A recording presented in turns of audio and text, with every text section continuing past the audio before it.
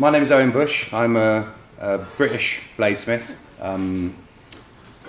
My specialty is pattern welding, so Viking and Saxon pattern welding. But I also make kitchen knives, and I run a school of bladesmithing in the UK, based outside of London.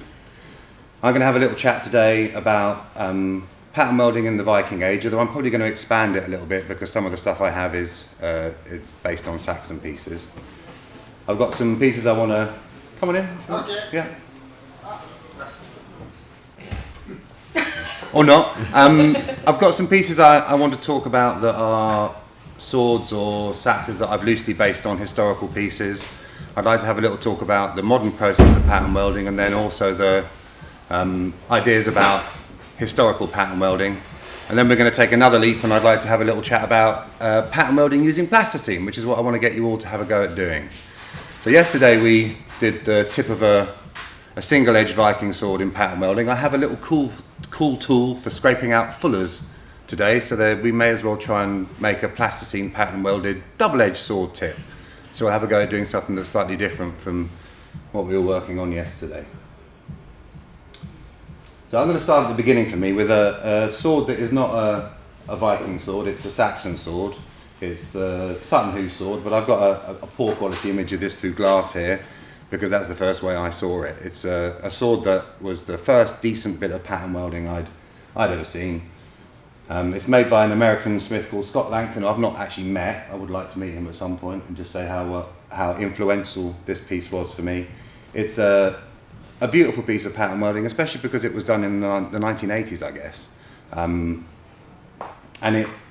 it kind of brought me into the idea that this would be something that is a possibility, that a person in the modern age could be making pieces that look like this, trying to emulate the work of smiths from a long time ago. So this is maybe 6th century, something like that, 6th or 7th century, and the Viking stuff is a little bit later.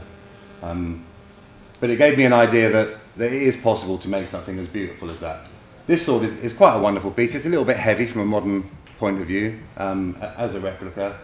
And I found it quite heartening because the first 2 or 3 times I made pattern welding swords, there were flaws in them. And when I came back at this piece in the museum and looked at it more closely, there are actually swords in this piece that I thought there are flaws in it, that I thought was completely amazing. So it was nice for me to go back and see that the piece of work that had dragged me forward was also not perfect. I'm going to talk a little bit about a single-edged Viking sword because I brought one of my modern ones along. And it's loosely based on this sword.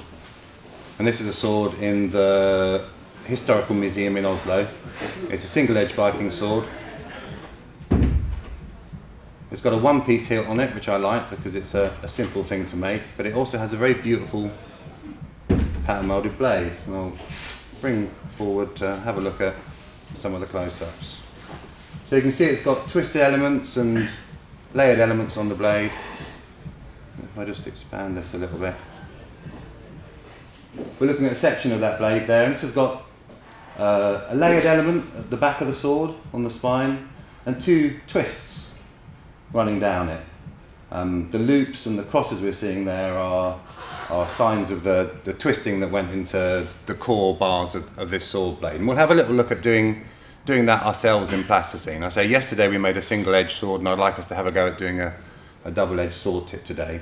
But there's a chance if we want to try and play with the layers in our plasticine to try and emulate some of the patterns we're seeing in these original pieces, or indeed some of the patterns we're seeing in some of the modern ones that I've made.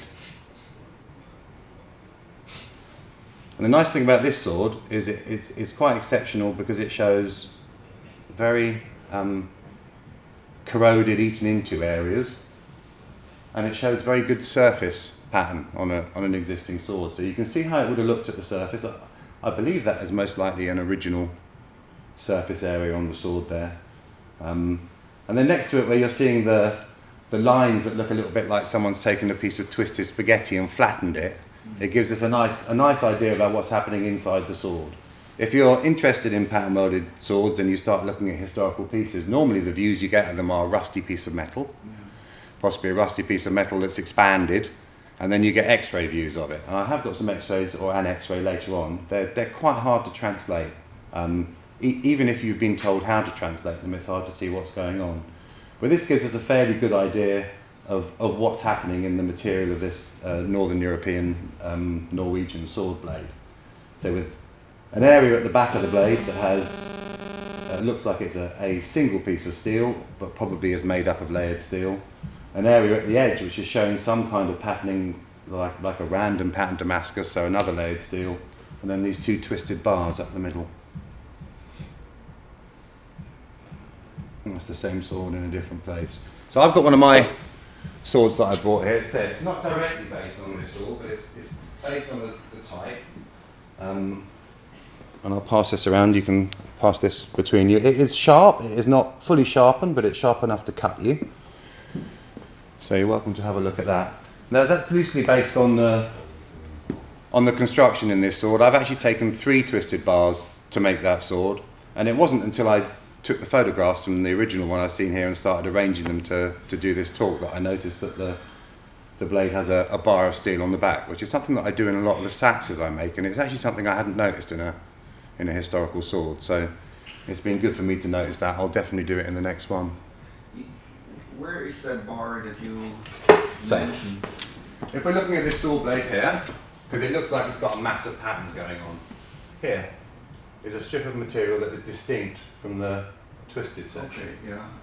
So it's actually quite narrow in relationship to the width of the sword. The modern reason for putting that into a blade would be that it's very, very nice to have a bit of wastable material when you're grinding out your sword, so that if you want to get a definite size, you're not grinding into your pattern. And from a historical point of view, it may have been as simple as that. And it's possible that the piece was there as a sacrificial, definitely soft layer in the blade, so that if it was going to, crack at some point, that bit definitely wouldn't crack; it would bend instead. So we've got a layer of material at the spine, and then 2 layers of twisted material, one going that way, one going that way. So it's been chevroned up. I don't believe this is a 4-layer blade. I think it is only 2 layers. The chevrons would likely be going the opposite direction on the other side. One of the things I'd like to talk about, and I will, I'm just going to ramble on with what I do here. Question? Yeah. Perhaps I missed it, but because I came in a little late. The materials we were looking at, did they check the Let's see if we can have a look. No, I haven't seen them check, but from looking at it, it could be either one of 2 things, or possibly both of them. There may be an element of manganese differences in the materials. You get different etch characteristics from carbon content, but carbon content is something that equalizes a lot in material. In my working with blue moon material, I found that I think it's the alloying elements that are associated with the different steels that seem to have more effect on how they etch. So phosphorus, most likely, as the lighter layer in here, and I would guess manganese. And the material I've used as a smelting material that seems to carry the most manganese is Swedish magnetite, has an associated manganese content. My local ore, which is siderite, I'm going to talk about all this a little bit longer, does have manganese, but it actually doesn't etch as black as the other stuff. And it's a Norwegian sword, so, yeah. So you think the Norwegian had magnesium? I honestly don't know. I mean, they would have bog ore, and I think the materials would have been traded, almost certainly. I mean, you're looking at someone who's constructing this, and the reasons for constructing a blade like this could be numerous. There could be reasons for doing it from an engineering point of view, and there could be reasons of doing it from an artistic point of view. Because if you start twisting the iron, then it should be artistic. Not necessarily. I'm not 100% sure about that. And I would have thought that was the case until I started playing with blue moon material. I would have thought that the reasons for doing this would be, you're showing a sword blade here, and if you're making it from period materials, using period techniques, you're going to have to wodge pieces together to make it anyway. So you're making a sword that's assembled from different pieces of steel iron, phosphoric iron possibly. And in my mind, putting twists down a piece from a modern engineering point of view is a nonsensical thing to do, because you're taking something that would have, so we've got a saw blade lying as that saw blade is in the picture. If you have laminate layers through it this way, it's quite strong in that direction.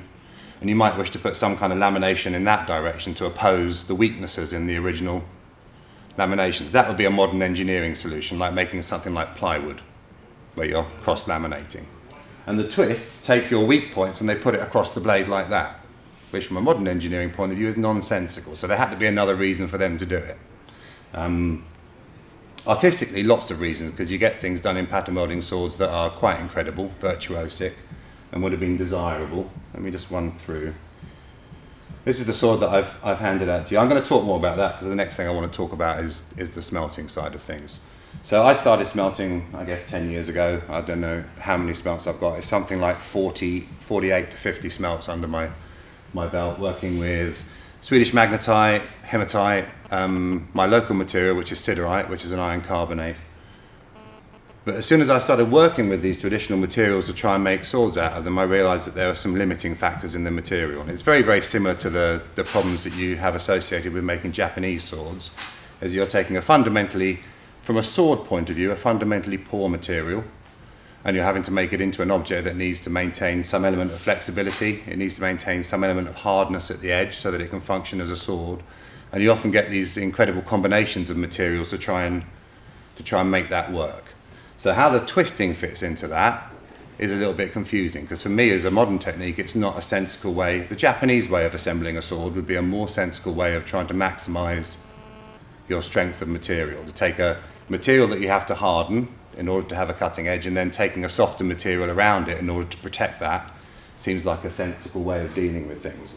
The sword we're looking at up there most likely has a steel edge clad with iron, so it's using a technique that you'd understand from looking at the Japanese methodology of making swords. But the twisting, in my mind, and it's only when I started twisting blue mean material, is most likely a visual proof of quality. Because if you take blue mean material and twist it, and don't process it very much, you can't twist it. And the more processing you do, the more able to twist it you are, because you're taking the silicate stringers in the material and stretching it out, and you're creating a more uniform material that is less likely to fail. It's not going to fail in one place because it has an excess of carbon or a large lump of charcoal in it. Let me just talk about the slides I've got for a moment. But that's my idea about the reality of historical pattern welding, is I think to start with it was probably a proof of quality of material. That if you're taking a sword and selling it to someone at very high value, and their life is depending on it, then they don't want to take your word as a salesman, a greasy salesman, telling them it's made of the finest iron. And if you show them the patterns down the core that prove that this sword has been twisted 48 times, it gives you a much better idea about the quality of the material. You don't have to trust the salesman, you can see that it's there. So this is an idea of mine, but it plays against working with the material. I think it was also like when they traded iron bars, they also showed or had a certain form. They were twisted in some parts. I've not seen twisted ones. I've seen spread ones, curled ones, and drawn out ones. So it doesn't surprise me. Yeah, maybe not twisted ones, but at least you could see from the form of the bar, it had been worked on, and it would withstand certain techniques. It's exactly the same as that. So it's taking something that you're going to rely on and your life is depending on, and making the choice as to whether it's good material, not based on someone else's word. Mm. So, it's a bit like a proofing stamp or something like that. If you can see 40 twists, 50 twists down a blade, that's a pretty good bit of iron that's in the core of your sword. And that iron and phosphoric iron is the part of the sword that wouldn't break, the bit that would survive, if the edge chipped or something like that. So, talking about smelting, and I'll just have a little chat about traditional materials, because that's what I was waffling on about then. This is my local ore. It's a siderite ore, an iron carbonate, although I have smelt other materials. I haven't smelted bog iron, which is the one I would like to, which is quite likely to be one of the materials that was used in traditional Northern European swords. This is one of my smelts. I'm running it at night. We for a very long time gathered as groups of people and did smelts at night whilst drinking beer, and I would recommend it. It's a great thing to do. They look much more wonderful as an event if you're smelting at night. And if you're drinking beer, although your control of the whole thing does disappear at that point. So this is a smelt, and what we're trying to produce in a smelting furnace is something that is a modern equivalent of traditional material that would have been used in the Viking Age or Saxon period or early Iron Age. We're taking an iron ore, in this case, for this furnace it would have been a siderite, my local iron ore, feeding it into the top of the furnace and adding layers of charcoal, layers of iron ore, layers of charcoal, and having a a chemical process go on in the hot stack that is producing a lumpy, non-consolidated bloom of iron. I should have had this out actually, I've got one just here. Again, you can pass around if you want to. It is quite heavy and it's got rough bits on. So this is a bloom from that furnace. Thank you. And it's most likely an iron bloom, although in reality it won't be a uniform material. It's likely to have elements of steel in it. If you want to pass it along, pass it along. You couldn't have brought a smaller one. That's the bloom I get from my furnace. I didn't want to cut it up. I got loads and loads of bits. This is a picture of a similar bloom beginning its beginning its compaction. So that's a finished material, but you can see by looking at it that if you're going to take that and try and forge a saw blade out of it, from a modern perspective, it's not a uniform material. It's pretty shitty, and I use that word to describe some of the steel I make as well, because in some ways it's something I'm aiming for.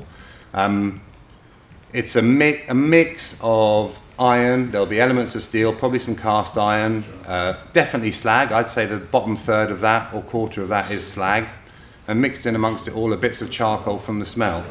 So to take that material and make a finished sword, you need to process it by folding it, and the more you fold it, the more you unify your material and you squirt out some of the slag. If we have a look whilst I'm folding the plasticine that I work through, I'll talk about that element as well, because it's quite an important part of turning something that is a finished material. It's an iron, but it's not a refined finished material, and turning it into something that you can use in a sword blade. So the more you work that, the better it gets fundamentally. If you fold it, you lose materials, the material gets more expensive as well. So those visible twisted lines in a sword blade that are proving that the material is good are also adding value to it, because you know that if someone is taking a piece of material and you're able to twist it the exceptional way that you can in order to put it in a sword blade, that it must be something that's cost a lot of money to make. So it creates value. I've got another couple of pictures here of swords that I thought were interesting, because they have pattern-welded elements in them that don't seem to me to be something that would have a benefit to the sword. So the Ulfberg swords and other swords with overlaid material, from an engineering point of view, a modern one, are just being done to either create some kind of branding in the sword, or they're being done as a thing that is visually pleasant but doesn't add to the sword blade. These are inlaid letters. So if you have a little closer look here, they're twisted bars of material that have been inlaid into the blade of a sword that, although allegedly a lot of these are made from crucible material, this one doesn't look like it is. It looks like it's a bloomery material with inlaid letters on it. How long does it take to make a bloom like this? It depends what element of it you're talking about. So I went and dug the ore for that one out of a riverbed in East Sussex, which took a day. And then building a furnace takes a day. Running the furnace, for me, the way I do it, something like 4 to 5.5 hours, depending on the volume of material. Building the furnace and everything. Preparing and the actual smelting process? So smelting 4 or 5 hours, making a furnace about a day for me. And then you're looking at the raw materials that you put into it. So charcoal, I've never made my own charcoal, but some people do. And then getting ore and processing it. The ore before it goes into the furnace is roast, the way I do it. So that's another process. It's a very long thing to do. I brought some smaller blades of mine that are made from bloomery material. The bigger stuff that I've made is sold, people have it. And the problem with making stuff from bloomery material is that it's incredibly hard to price it. Because I'm talking to you about these time scales, is if before you start making your sword, you've invested 5 days' time in making the material for it, and then you make it into a sax blade or something, you can't then get back those 5 days in reality, because the object you're making doesn't seem to be worth the effort you put into it. So it's an interesting thing to play with in a modern sense, but it's a little bit, it's not frustrating. Playing with bloomery material keeps it a hobby, which is good. So if you do this job as a living, the bloomery element is something that I can honestly say is something that I'm doing it because I enjoy it. I can't get value back for it, and in some cases I can't even sell it, because I look at this object that should be worth £6,000 and think actually it's only worth £1,000. I'm buggered if I'm selling that for £1,000, because I put so much time into it. So I don't know. one of the reasons I started doing smelting was to try and put perspective on the historical pieces that are the things that attracted me to the craft. One last question about the hot school charcoal. Yes. You said you don't make it, but do you choose specific wood?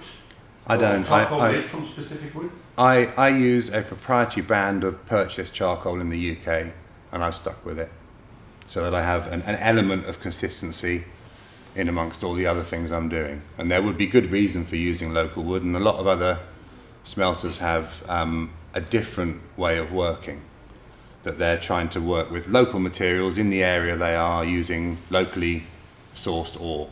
The majority of my smelting has been with commercial ore, and it's only in the last 4 years or so that I've started playing with I started going and digging up local ore, because I found out where it was. If someone gets involved in smelting, to understand what they're talking about, you have to ask them why they're doing it, really.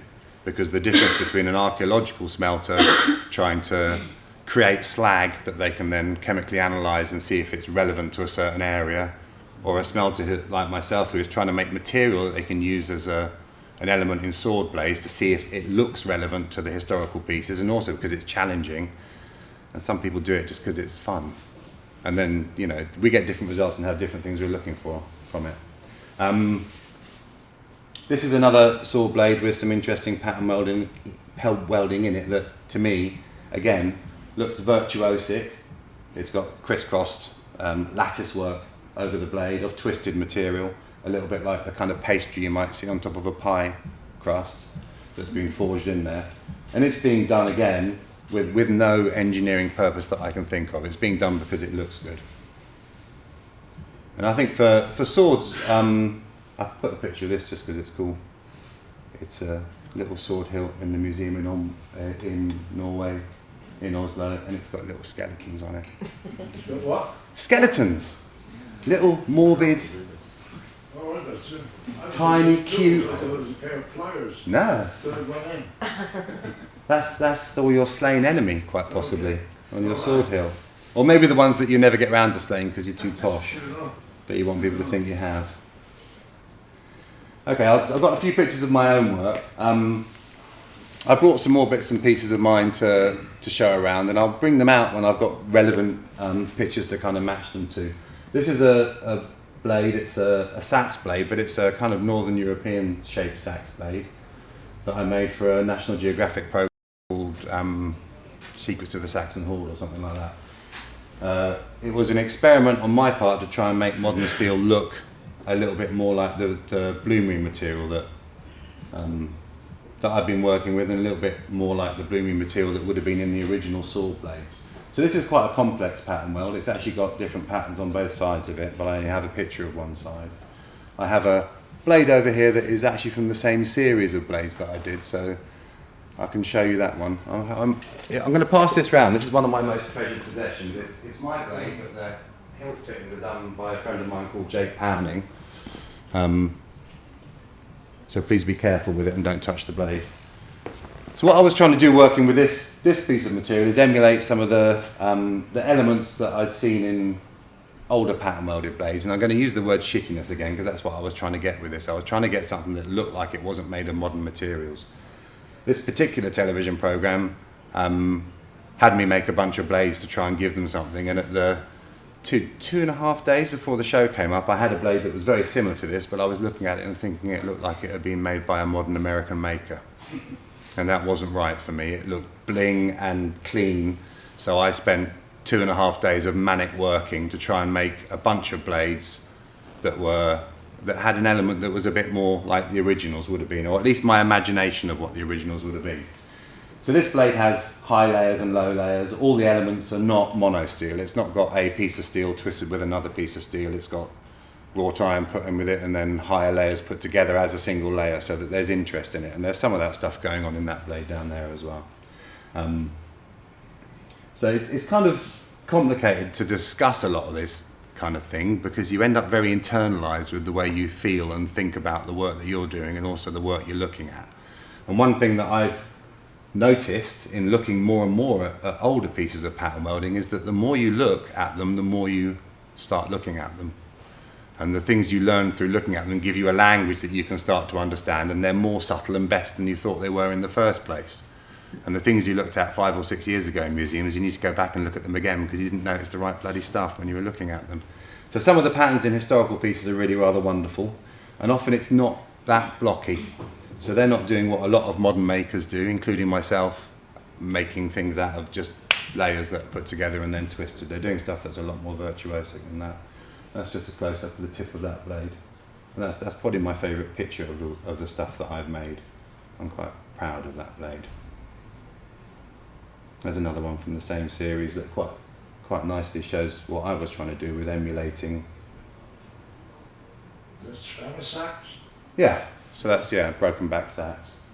Trying to emulate bloomery material. Now, I have made pattern welding in bloomery material. I don't actually have any complex parts of it here, apart from this one, which is a very, very subtle blade. So if you want to have a look at this, it has got some pattern welded twists in bloomery.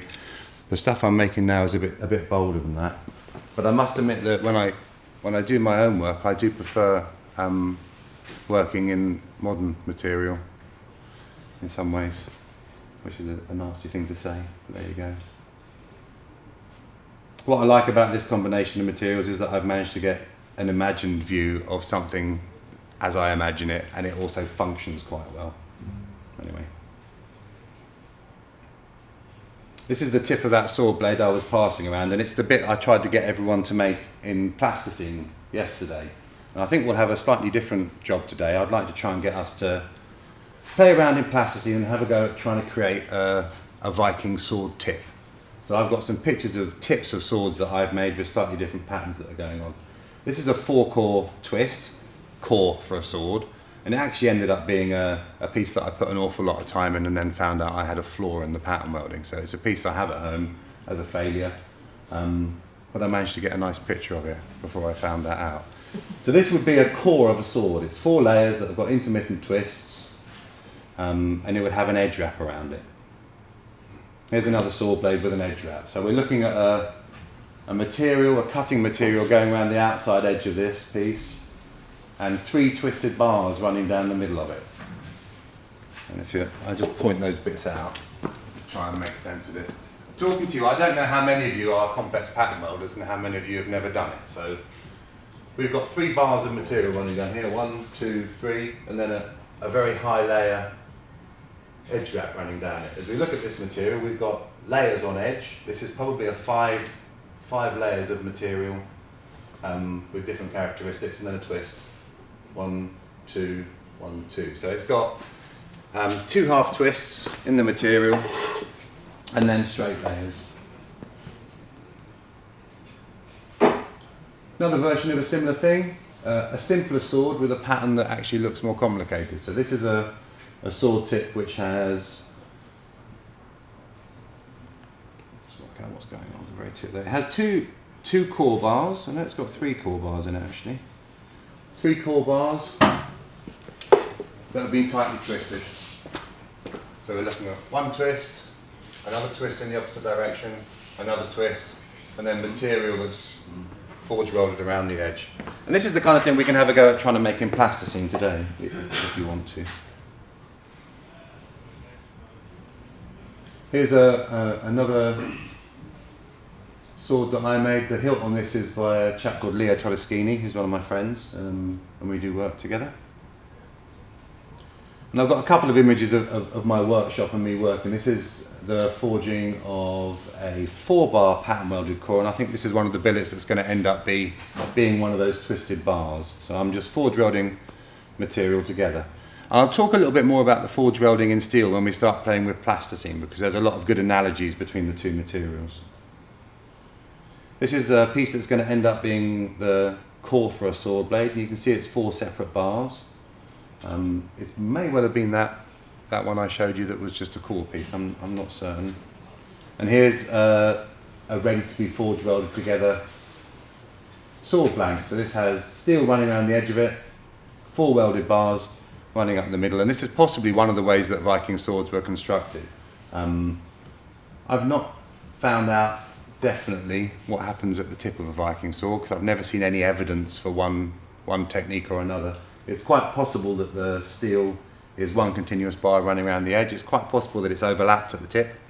I was having a chat with Janet Lang, who was the head metallurgist at the British Museum, and she said she'd certainly seen blades where the tip was overlap welded just to the side, back past the tip, which is totally another possible technique. That's a strong indication that that was never a thrusted sword, but a slashing sword. Sure. Well, I don't think so necessarily. And there'd be elements of a spatulate sword tip. Let's have a look at the finished one. Sorry. Something like that. Yeah. It's looking like it's rounded off. Okay. But the surface area at the tip of that blade is very, very small. So it's an edge at a tip with a very small surface area. And if you thrust with it, it will cut you. Now, what it wouldn't do very well is it wouldn't go through chain mail very well. Not in the same way as you'd imagine a katana tip or an arrow tip might. So in some ways, yes, it's not as pointy as a pointy sword, but if you just look at the surface area of it, at the very tip, it's very, very small. So I think that's more a psychological thing than a reality thing. Okay. I'd like to have a look at this sword here, and it's either a Viking or Saxon sword in the British Museum. It's in their vaults.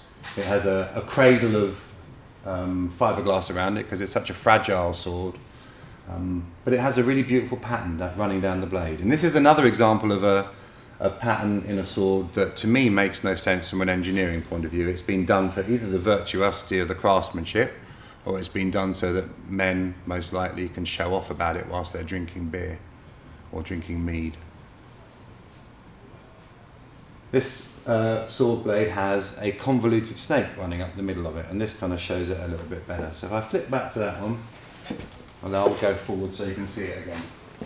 So the elements of this sword blade, some of them are more obvious if you're looking at the pattern welding, and some of them are quite extraordinary. So you've got edge material here, which is most likely laminated in that direction. Same at the top. And then we've got a twist. So this kind of opened up spaghetti part here, including one place where you can see right through the blade, which from a maker's point of view is really good because it gives you a great three-dimensional idea of what's happening with this material. What we're seeing here is we're seeing one element of this blade that has been corroded and some other elements that have been corroded less. So they're showing us two different materials in the piece. So we've got a twist twisting that way. We have a twist twisting that way, clockwise, anti-clockwise. And running up the middle of this is a convoluted snake. A what? A convoluted snake. So it's a piece that's doing this, like that, running along and coming back up here. If I show you the next picture, it shows it a bit more obviously.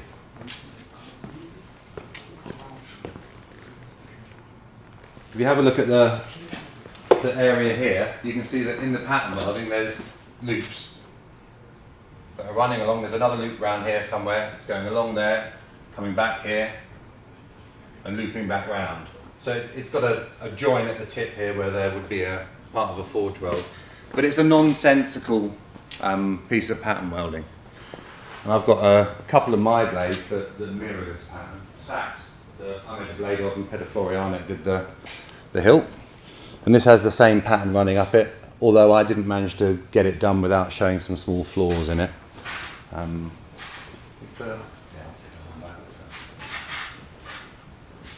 I've got another blade over here that has that same pattern that is done a little bit better, although actually it doesn't show quite as well. And this is another one of my swords that has the same pattern. And there's no reason to have this kind of pattern welding going on a sword blade unless you're trying to show off about it. But it is a cool pattern. That's how that was made. So this is actually the billets, the bar billets for the large sacks there. It's the construction is not exactly the same, but it's very similar. Twisted elements, and then I've put a single edge on this. So the top part of that is the edge of the sword blade. And the snake running up the middle of it is just before the whole thing was compacted together. And the piece I've got over there actually has an eye in the head of the snake as well. And at one point whilst I was grinding it, there was a forked tongue in it, but I ground through it.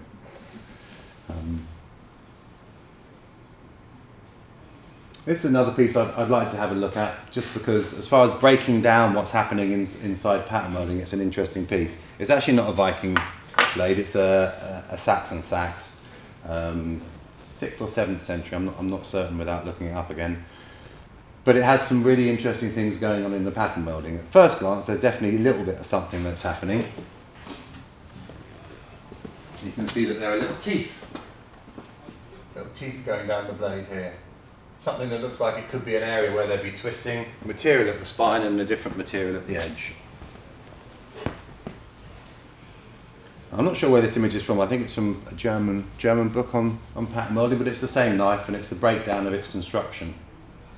And you can see it's very complicated. It's got twisting on one side, twisting on the other. In the original, the twisting is different on one side than it is on the other, so it's showing different patterns on both sides. There's a very complicated layer with completely separate teeth being welded in, which is actually quite a fun thing to do. And then all these other layers. So it's an incredibly complicated, virtuosic bit of pattern welding that has gone on in this piece. And you can see an X-ray of it and a black and white picture of the original above there. And then idea of construction, and that's the blade I made. Unfortunately, I couldn't find an image of the finished knife. Peter Florianek did a great job of making silver hilts and fittings and a lovely sheath for it. This was an interesting thing for me to make because it was the first piece that I had tried to make a definite direct copy of a historical museum piece that was exactly the same. And obviously it's not exactly the same, it's as close as I could possibly get. My process for making this was to do my best attempt at it and then take that to the museum and look at it next to the original. And from looking at the pictures that I'd seen before and my attempt in the original, it was very obvious that the piece that I was trying to emulate was much, much finer than the work I'd done. So I had to remake it again afterwards. And that's actually a theme that I do if I'm trying to copy an original technique, is to have a go first so that you can create the questions in your head that you need to ask the piece when you go and look at it. Because you're ignorant normally, and you'll look at it and you'll miss and gloss over the things you're looking at. So it doesn't make much sense from an economic point of view, trying to make a blade before you've seen it and then making it again. But from a maker's point of view, it really does. Last year I had a project to make a giant sword, and this was me mincing, I think, probably in front of a bunch of giant swords that I saw in Norway by the side of the road. My attempt at making a giant sword, a giant Viking sword, was not quite as ornate or elaborate as those in size anyway, but I wanted to make a sword that would have been wielded by a real giant, had a real sword. And I thought maybe a giant would be twice as big as a human. So I forged up this pattern-welded sword. There's the blade. Just about to go into an etch tank, which I had to make with pulleys hanging off of my gantry because I had to make a crane for working in the workshop. And I've got a little bit of image of forge welding the tip.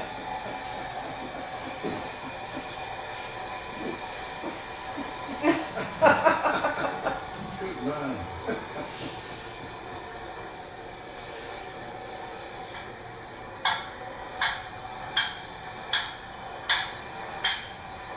And the technique of making an ordinary size sword is very, very similar. It's almost identical to this. Except you don't need someone else to hold it for you necessarily.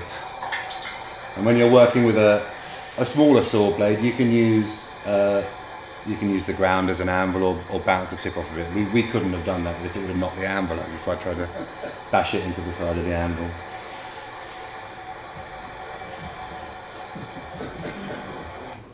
Yeah, it was hard work. I remember it. But we don't need another one. This is the tip of that sword blade. And this is kind of a nonsensical piece because the sword blade ended up weighing 50 pounds. It was £120 of pattern weld to make, but in the finished sword it was 50 pounds of sword blade.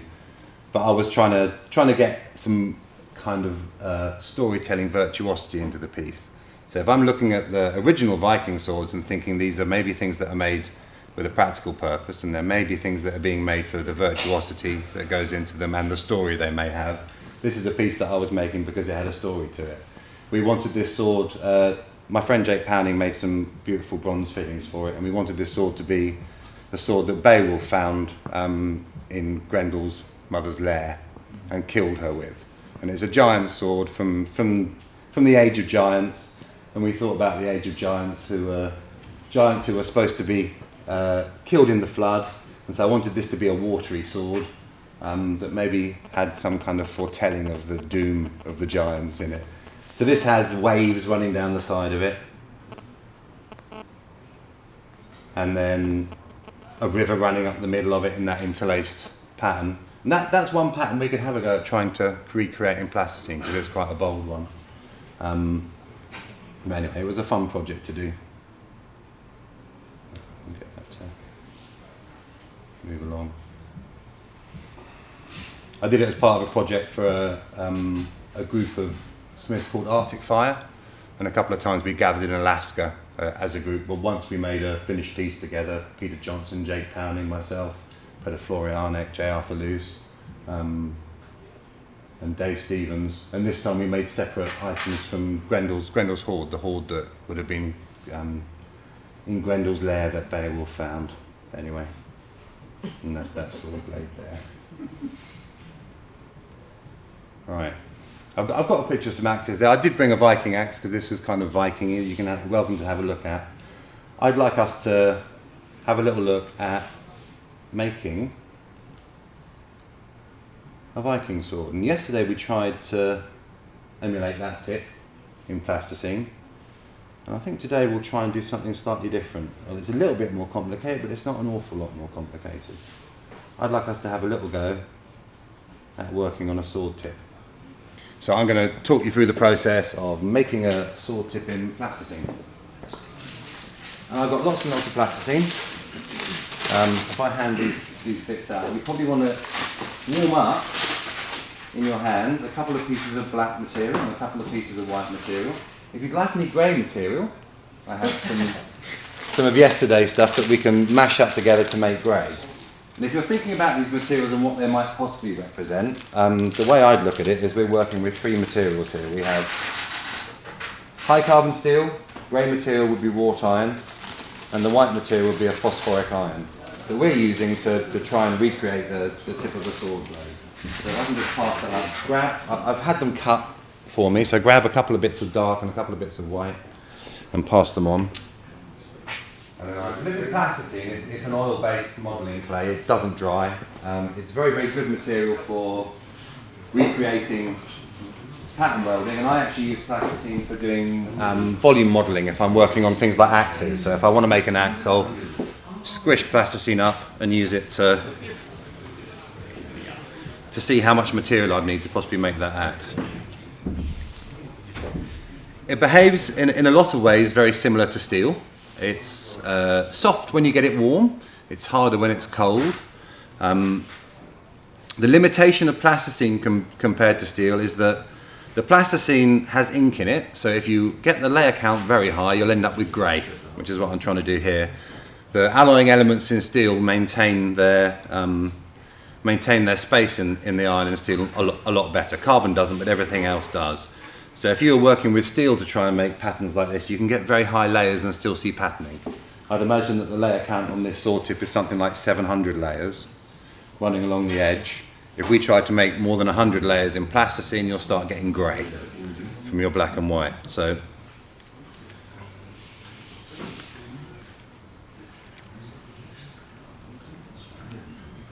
I'm going to construct a twisted core sword tip. I'm just going to use two pieces for the core, but I'm going to try and get three contrasting colours in here, so I'm working my grey up. It's good to strengthen your hands.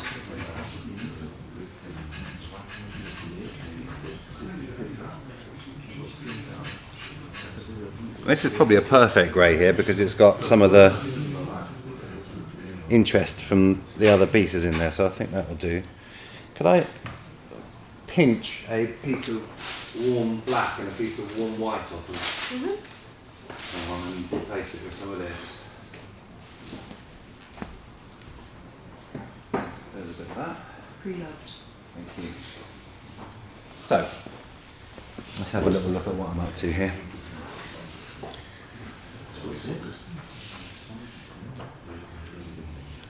So I'm going to do a relatively simple twist.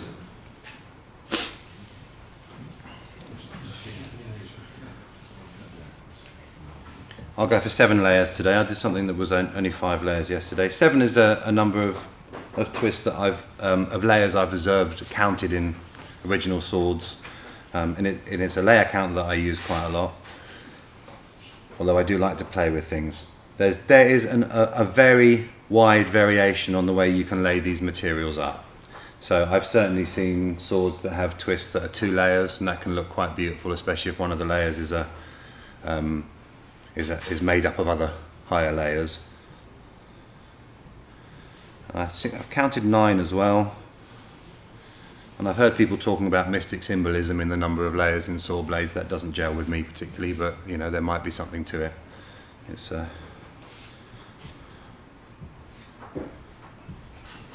not my bag, so to speak. So I'm just going to make myself up some flat plates, and then we'll combine them and make twisted bars.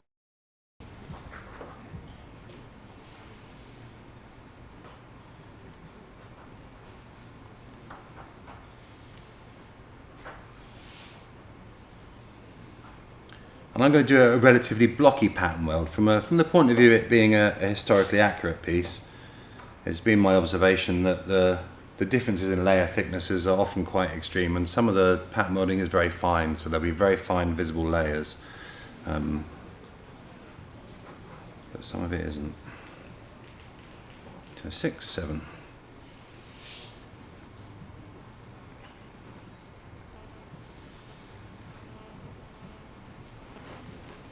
So I'm getting my 7 layers. And what I'd like you to do is try something different from this, most probably. Just have a go at changing the way you make it up. So don't necessarily copy what I'm doing. If I just lay this out and show you, then you can have a go at changing it. And like I said, you get nice patterns from 2 layers, and you get nice patterns from 9 layers. My favourite layer count is probably 14 for some reason, because I've made 14 layers and it looked really nice. But it's not something I've seen in historical pieces. So there's my 7 layers. I'm going to forge weld them together. And I'm lucky that my forging is relatively powerful. And I'm trying to draw this piece out into a bar. Now I often twist my work in the round section because I find it rips the edges less. It's an easier thing for me to do. I think there's certainly some evidence that a lot of the historical pieces were twisted square. It changes the way that the bars interlace, and you can see some evidence of those ridges that you'd get from twisting square section material on original pieces. The reason that I twist in the round is that it's much less detrimental to the material, and it's more likely that you'll have a successful piece of work from it. I know a lot of other makers do one or the other. Can you perhaps repeat that, because I missed this? So we have a piece here that's forge welded together, and I'm going to twist it, but I actually make it round first before I twist it. I don't twist my material square. And the reason I do that is that I don't want the corners to rip. If we're rotating this material, the flat surface has a smaller radius than the distance to the corner, so the corners have to travel further, and they end up ripping. Now when you're playing with plasticine to try and represent your work at a hammer and anvil, you can't do this. But you can round the piece off. So I'm going to take this bar, break it in half, and I've now got 2 bars, and what I want to do is twist one of them clockwise and one of them anti-clockwise. So I'm going to twist clockwise first.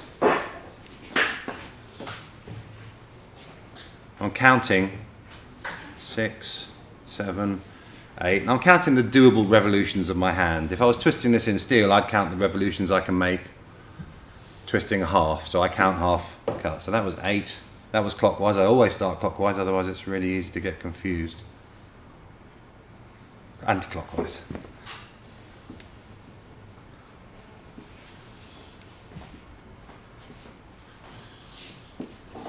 So I've got my 2 bars now, one clockwise, one anti-clockwise. I've got a little bit of a delamination going on there.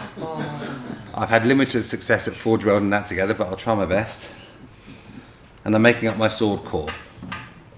This is going to be the sword core. At the moment it's looking like it's a little bit uneven, so I want to trim the end of this to a nice rounded shape so I can get it to fit in the inside of the edge material, which I've yet to make.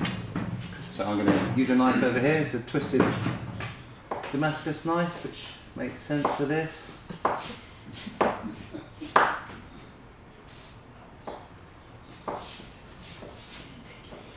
And part of the reason we made single-edged swords yesterday is that I didn't have this tool here for us to grind our fuller out with, so that will help in exposing some of the pattern that's going on in this piece. So that's my core piece, and you can see it's got pattern, it's got twisted lines, creating a chevron on one side, going up towards the point, and a chevron on the other side, going back down. That's one of the ways you can tell when you're looking at these original swords whether they're made of 2 bars or 2 bars over 2 bars. Some of the tricksy ones have all the arrows pointing towards the tip on both sides. So that's my core material, and I'm going to play with making up some edge material, and I'll use a slightly different colorway for it. We'll go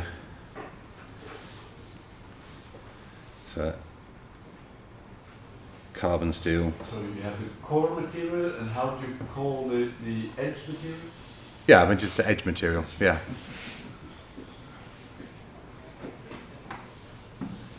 And on an original sword, it's quite likely that this would be some kind of tri-layer laminate. So it would probably be a carbon steel core and then some kind of wrought iron material around it.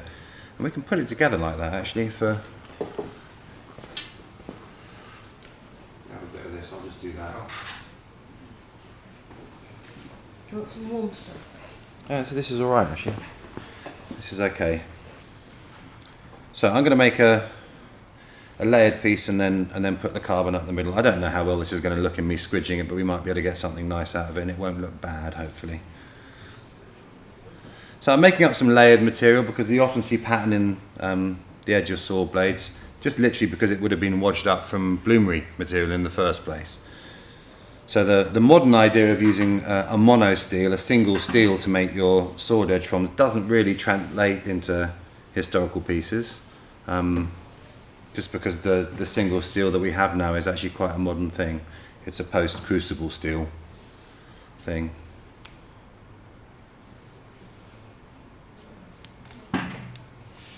So I'm going to wadge up some material. I've got 1, 2, 3, 4, 5, 6 layers, and I'm going to do some forge welding again. I want to get my layer count up. 6 layers. I'll cut the billet in half. It can be cut or bent. Gives me 12 layers. Forge it and draw it out.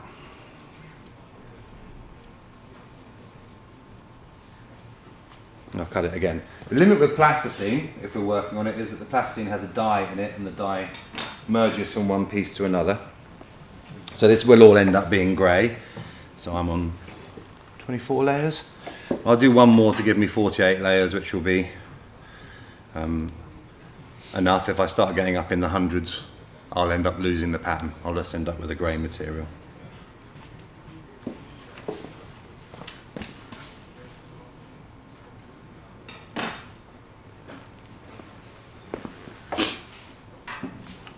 And then let's forge this out. And I'm going to try putting a steel core in here for my edge material. We'll see how well that works. That might be a step too far, but like I said, it's not going to look bad. So you got more black there.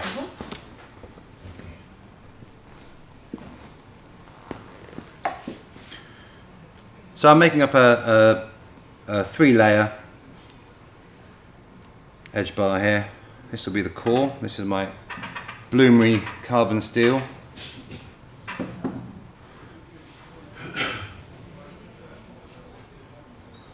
And then I've got a work down layer of a mixture of carbon steel and wrought iron, and I'll forge this out again. I want to try and be a bit neater with my forging with this edge material because I'd like to have the edge appear as an edge on the finished sword. Much easier to be neat when you're using a hammer and an anvil than it is to use your fingers because they dig in a bit. What I'm aiming to do is make a bar that's going to be long enough to work around the edge of my sword blade, and then we'll forge weld the whole thing together. Now I'm going to try and do the same steps for this that I would if I was making it into a sword, and I often try and leave more material in the very centre of my edge bar so that I can get some depth to the pattern. that's going to be part of the edge. So I'll do the same here. I'm just going to set the side down. And this is a much more exact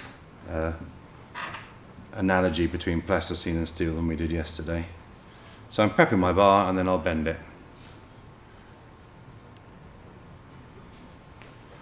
And fit my core material to it.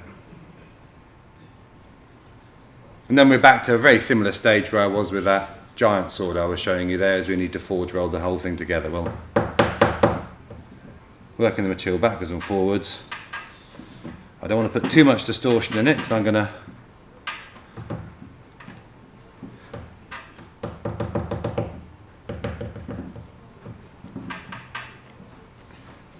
when you welded that one, you won't draw out anything anymore. On this piece I won't, just because it's plasticine. I will a little bit, because at the moment from a making point of view, if that's all forge welded together, then I have a sword. But from an artistic point of view, I have nothing interesting happening with the layers at the edge. And I haven't shaped it yet. It doesn't have bevels on it. So this finished sword is going to have bevels on the edge, and it's going to have a fuller running down the middle. I'm going to create the bevels by forging. Let me just shape it a little bit more. What are bevels? Bevels are the angles that go from the flat of the blade to the edge of the blade. So yeah, the edges need to be sharp.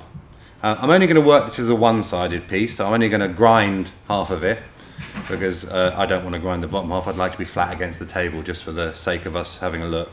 But what I'll do when I grind it is I'll take cuts through, so representing either the filing, scraping or grinding of the blade. So I'm forging it out to shape now, trying to get the edge a bit thinner.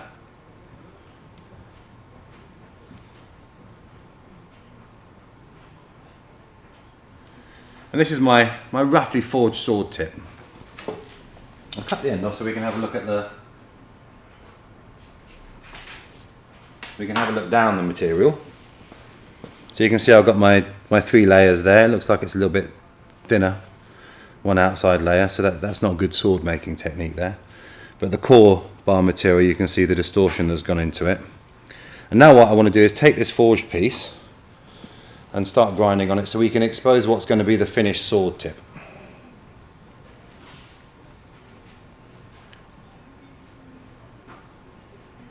I have to be careful I'm not forging the edges too thin, because if I do, I'll end up possibly grinding out of that core of carbon steel I put there.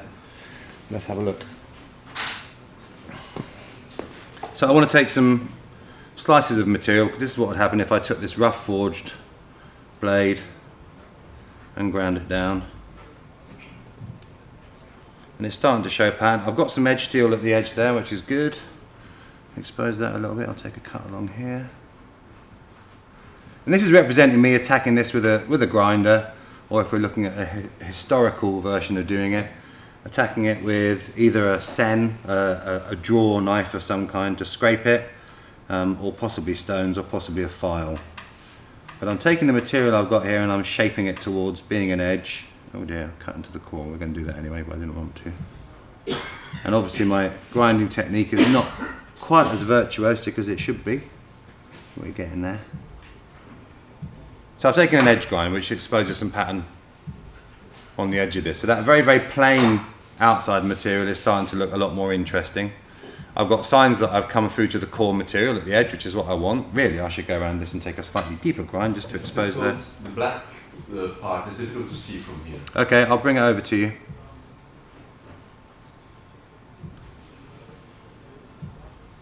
I'm just cleaning up my grind because I want to have steel exposed at the edge.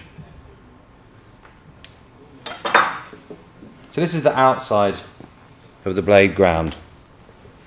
So I forged it.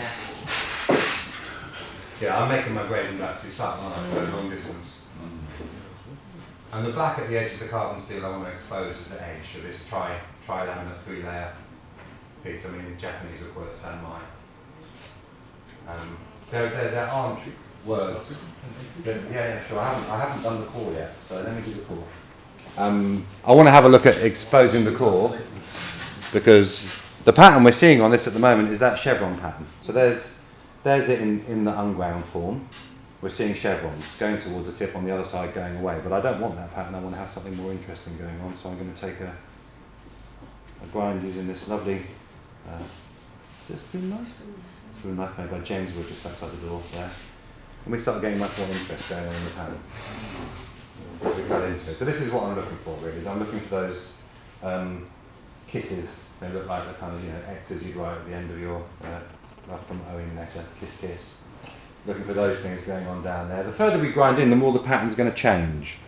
I'll take another cut. I don't want to go too far, so I don't want to go beyond what I can expose a slightly different pattern. I think that's as far as I want to go.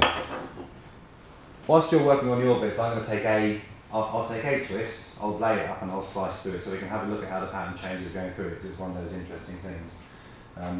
When we're looking at the swords, the one that I was showing, or if I'm looking at historical sword blades, you see lots of different depths of cut into pattern. And they were just definitely playing with this as a technique of taking a bar, twisting it, and then removing a lot of material to show pattern, or taking a bar and not removing any material to show the chevrons that you're getting. So it's a very, very thought out process. There, I'll pass that around, I like that. I'm happy with my sword today than I was with the sword I made yesterday. This is a better sword. Yeah. So if you're going to play around with laying something up, have a think about the different layers you want to put in there. Patterns that can look very bold and good are 2 layers, 5 layers, or different thicknesses of stuff. So putting one layer slightly offset. It's a very hard thing to try and take a pattern like this and deconstruct it into what's happening. But if you look at it, the outside layer is this white one. The next layer in is that black one. The next layer in is that white one. We're getting close to the core of the bar. I haven't quite cut through to the core yet. I think if I took another millimetre off, I would. So we're seeing that pattern being pulled sideways through the material and repeating in loops. So if you wanted to, you could make that little disc, half disc there grey, you know, to have that as a different thing. And I think I've actually got a picture of a sax blade somewhere on here that I didn't show, which has that. So if you're deconstructing the loops to see what's going on, we've got one of the outside layer of that being a grey material, then a black material, then a silver material on the inside, and the silver is probably phosphoric iron. I imagine the grey is either a low carbon bloomery steel or it's wrought iron, and the black is possibly high carbon steel, but it's most likely something that has a little bit of manganese in. And in the bloomery stuff I've worked with, that tends to be the same material, Swedish magnetite. Anyway, have a look at that. Have a go at putting your own one together. The joker. Yeah. There you go. And I'm just going to make a twisted bar that I want to cut through so I can show you the depth of cut difference, because I like that as it is and I don't want to trash my piece of plasticine by cutting further into it. You were mentioning the Swedish ore has manganese in it. So the stuff that I've used it's the Swedish manganese, the magnetite ore that I've used for smelting is from a place called Donnemara mine in Sweden. I'm probably mispronouncing that completely. But it's a very large reserve of magnetite, and it has some naturally occurring manganese in it. And the material that I've made and had chemically analysed had, I think, 0.15% manganese in the finished. How much? 0.1%. So quite a low manganese. From a point of view of modern steel, it's lower than you'd want to harden the steel. So it's much lower than something like W2. Which makes it a very low hardenable steel. But the manganese is good from a pattern welding point of view because it makes the material slightly darker. From a steel making point of view, it's good because it will take any available sulfur and lock it as manganese sulfide, so it doesn't end up being included in the blade. It goes away in the slag if you have enough manganese anyway. So have a go at making one up, and I'm just going to make a layer and cut it into pieces so you can have a look at what happens when we cut through different depths.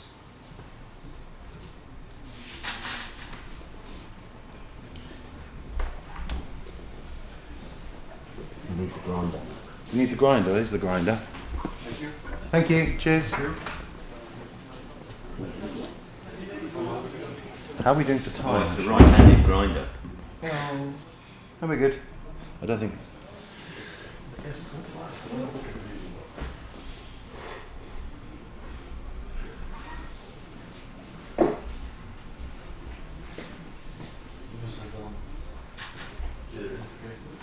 Nice one. Big bold layers.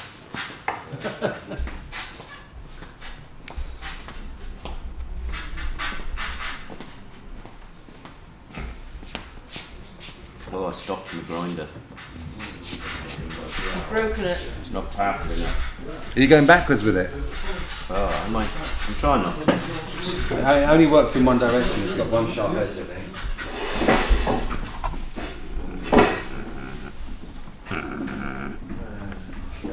Good dog. You're a surgeon, not be a surgeon, dog. brain surgeon. Good dog. That's all right. Yeah, I've got to grind the edge though. Oh, Oh, I can grind the edge with the other one. no. I don't think I got into the show at all.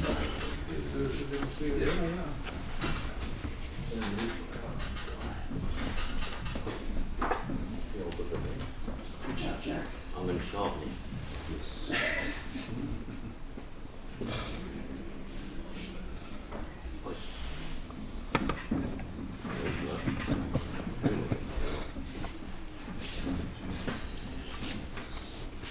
Are you making grinding noises as well under your breath? Probably helps.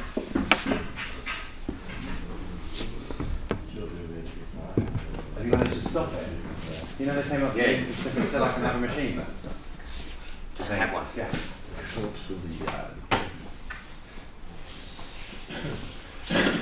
Quite possibly. Just have one. That's take one away. That's my kind of deal, huh? For the school. Because it's the nicest thing I've seen. This is the nicest machine. I think it would be nice to be able to recommend it to people.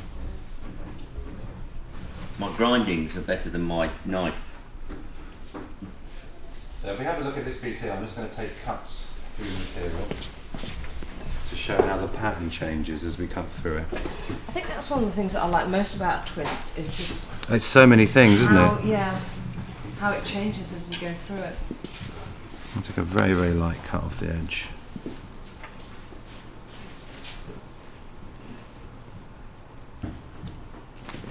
So it changes from just being looking like rope almost, going through crosses, and actually this is probably getting quite close to the centre here where you can see that continuous black layer coming through. This is 5 layers and I can count them through the bar.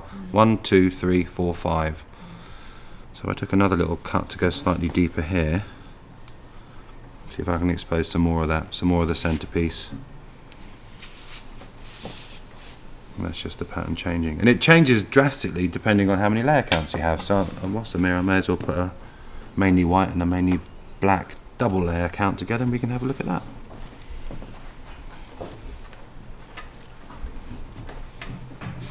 Your welding is quite thin materials. You never have the problem that it twist your strokes, that the layers. I mean, are we talking about in reality? I tend to weld reasonably big billets, and then I'll make them into thin material to twist to make a final core and the sword. So yes, when you're working with six layers or something like that, It's so wide. It's you so have to thin. be very gentle. Under a power hammer, On the power, yeah, especially, yeah. very gentle. I fixed my power hammer, which had been underpowered for years, and I liked it much better when it was underpowered. Oh, no. Yeah. When it was what? Not generating enough power hammer that the belts were slipping on, and for this weld here of 4 core pieces around it with an edge piece, it was the best tool, just very, very gentle. And I used someone else's, found out that theirs was more powerful, so I went back and changed all my belts to make mine better, and it's not as good for this. for that one thing. So let's just have a look at two layers. They're not perfectly even, but I want to see what they look like. So we've got a kind of whitish one and a greyish one here.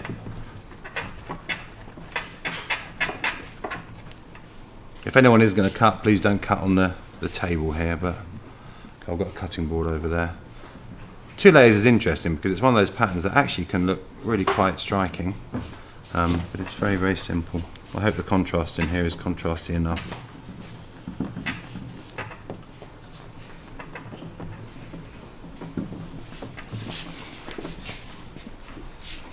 So again, we take a little cut through here. Thank you. Thank you. Cheers. And it's looking quite like rope or something like that, which you'd expect. But it starts getting a bit more interesting with these little separated bits. I'm getting close to the middle.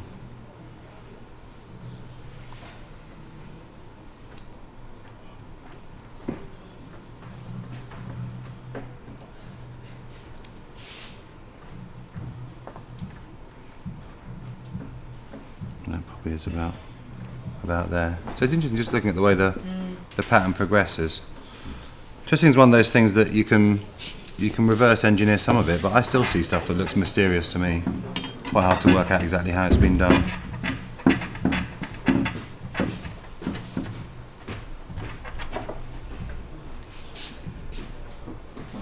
That would be a really nice pattern in steel.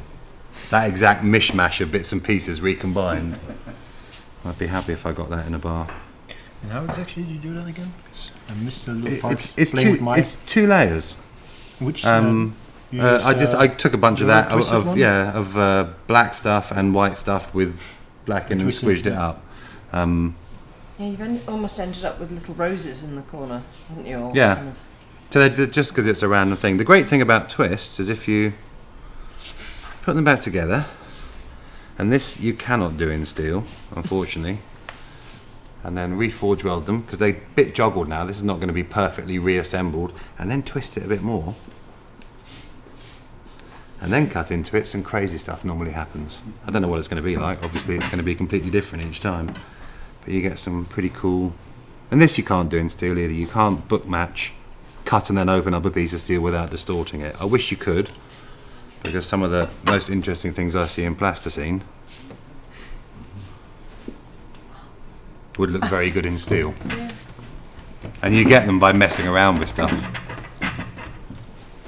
And I'd recommend this method of playing with plasticine for whiskey evenings. Because you'll never remember how you did it. And again, that I would love to have on a piece of steel. Yeah. The problem with that pattern when you try and translate it into steel is that I just cut through that without taking any material away or smearing anything. And I But cannot. EDM will do that. Well, why? You'll It has a thickness. Yeah, yeah. It has a thickness, so the pattern's a twist, so it moves. If I cut 1/4 mil off this, it doesn't match up anymore.